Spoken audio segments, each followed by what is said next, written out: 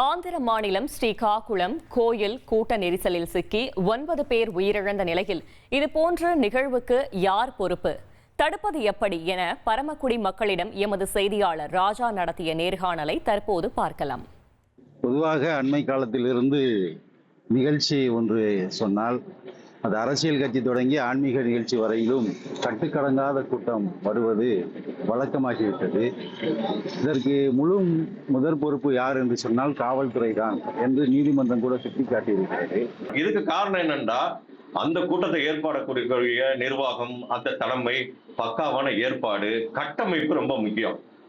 இந்த கூட்டங்களை இப்படி நிப்பாட்டணும், இந்த ஏரியாவில இருந்து வரவங்களை இதெல்லாம் பார்க்கணும், இதெல்லாம் பார்க்கறதே இல்லை.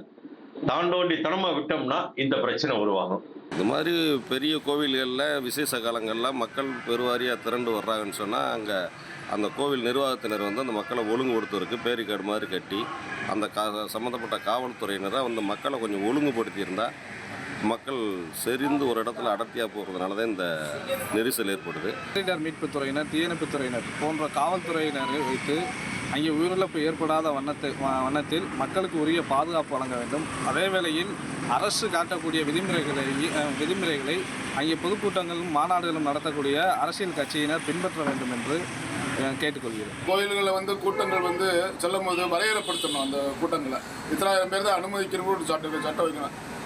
பூரா நினைக்கிறேன். பார்த்தீங்களா, நீங்கள் ஒரிசாவில் கோயில்களை பார்த்தா அங்கே பலியாச்சு. இப்படி தொடர்ச்சியாக கோயில் திருவிழாவில் தான் இன்றைக்கி அதிகபட்சம் பலியாகுதுன்னு சொன்னால் அப்போ காவல்துறை அதோடைய அரசு தான் பொறுப்பேற்கணும். முக்கியமாக அந்த கூட்ட நெரிசல் உயிரிழப்புகளுக்கு யார் பொறுப்பு, தடுப்பது எப்படி என பரமக்குடி மக்கள் தெரிவித்த கருத்தை பார்த்தோம்.